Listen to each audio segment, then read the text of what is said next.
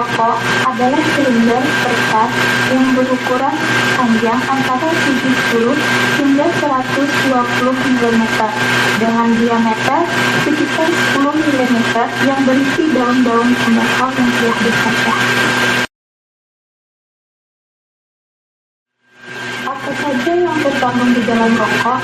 Jadi, setiap batang rokok yang dinyalakan akan mengeluarkan lebih dari 4.000 bahan kimia beracun yang membahayakan bagi tubuh maupun kesehatan kita.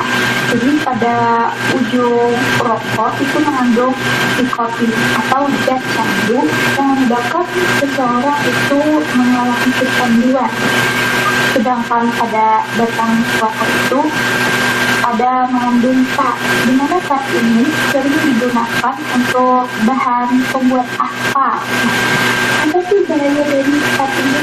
Apabila tat ini terus-menerus masuk ke dalam paru-paru dan akhirnya akan mengendap, itu akan menyebabkan paru-paru kita jadi sakit, bahkan akan menyebabkan kanker paru-paru.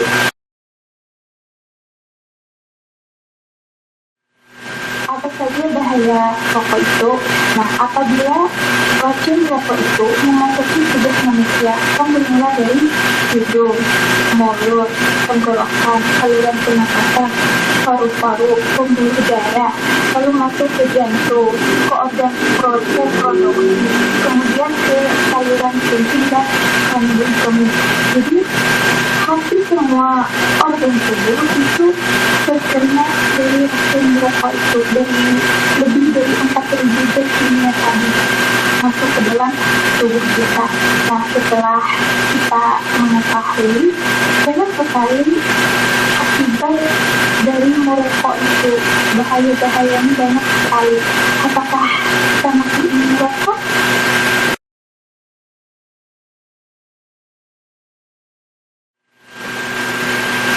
Rokok itu membahayakan paru-paru.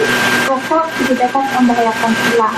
Menghisap rokok dapat mengakibatkan stroke dan jantung. Menghisap rokok juga dapat membahayakan gigi dan mulut. Rokok juga dapat membahayakan kulit. Menghisap rokok juga dapat menyebabkan kanker.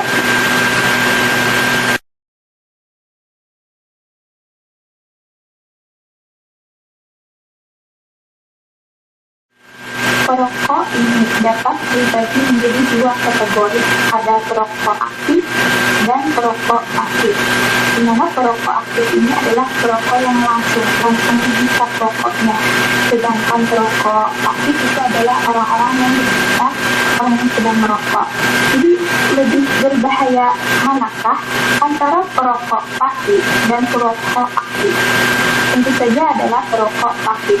Mengapa? Padahal kan perokok pasif itu tidak merokok, cuma hanya berada di sekitar alam merokok itu aja. Nah, jadi ada sebanyak 25% zat berbahaya yang terkandung dalam rokok masuk ke dalam tubuh perokok aktif tadi, sedangkan 75%-nya itu berada di udara bebas yang beresiko masuk ke dalam tubuh orang-orang yang di sekelilingnya atau perokok pasif tadi. Jadi konsentrasi zat berbahaya dalam tubuh perokok pasif itu lebih besar karena racun yang terhisap melalui asap rokok aktif itu tidak terfilter, sedangkan racun rokok dalam tubuh perokok aktif itu terfilter melalui ujung rokok yang dihisap.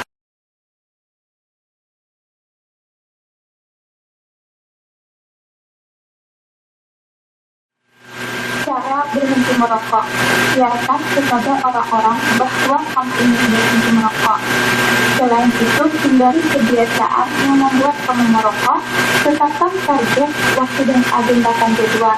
Misalnya, biasanya kita saat itu menghabiskan 2 kotak rokok. Nah, karena kita ingin berhenti merokok, maka kita mengurangi jumlah rokok yang dihisap menjadi 1 kotak misalnya, dari 1 kotak menjadi beberapa batang saja, dan pada akhirnya kita benar-benar berhenti merokok. Terus mulailah dengan cara yang mudah, carilah kesibukan yang positif dan hindari kebiasaan merokok setelah makan.